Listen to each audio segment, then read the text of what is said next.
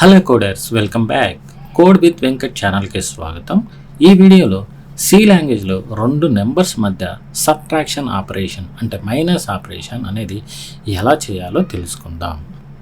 Okay, నేను ముందుగా టర్బోసీని open చేస్తున్నాను. ఓకే, ఇక్కడ ఒక చిన్న సి ప్రోగ్రామ్ రాస్తాను, చూడండి. ఇంట్ num1 num2 సబ్ అనే 3 వేరియబుల్స్ నేను క్రియేట్ చేసుకున్నాను. నేను నెంబర్స్ మనం అడగాలి కదా యూజర్ దగ్గర నుంచి. Enter first number. సో నేను ఫస్ట్ నెంబర్ ఇప్పుడు అడిగాను.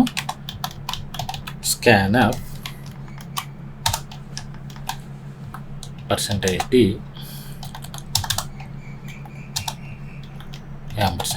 num1. ఫస్ట్ నెంబర్ అనేది num1లోకి స్టోర్ అవుతుంది. So printf second number, enter second number, scanf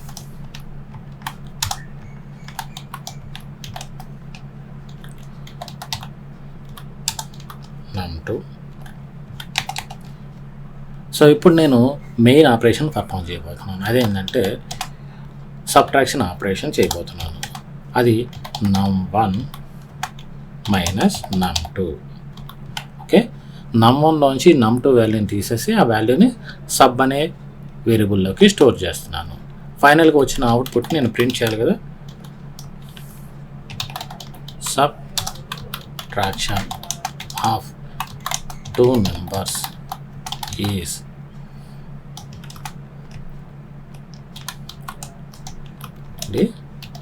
sub. Okay, యాక్చువల్గా ఇక్కడ నేను ఒక 3 వేరియబుల్స్ ఇంటీజర్ వేరియబుల్స్ క్రియేట్ చేసుకున్నాను, num1 num2 సబ్ అనేది. సో ఫస్ట్ మనం ఈ కోడ్ రన్ చేయగానే ఆ యూజర్కి డిస్ప్లే మెసేజ్ ఏమొస్తుందంటే ఎంటర్ ఫస్ట్ నెంబర్ అని వస్తుంది. సో అతను ఫస్ట్ నెంబర్ ఎంటర్ చేయగానే అది num1లోకి స్టోర్ అవుతుంది, ఇది స్టోర్ అవుతుంది.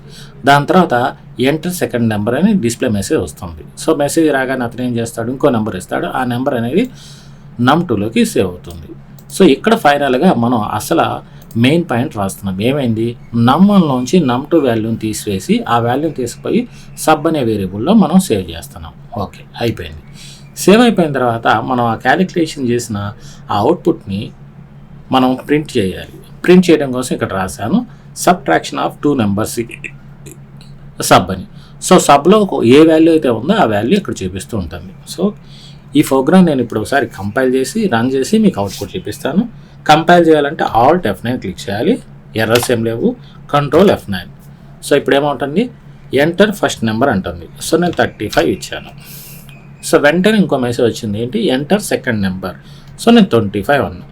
25 అని ఎంటర్ చేయగానే చూడండి సబ్ట్రాక్షన్ ఆఫ్ 2 numbers ఈజ్ 10. అర్థమైంది కదా.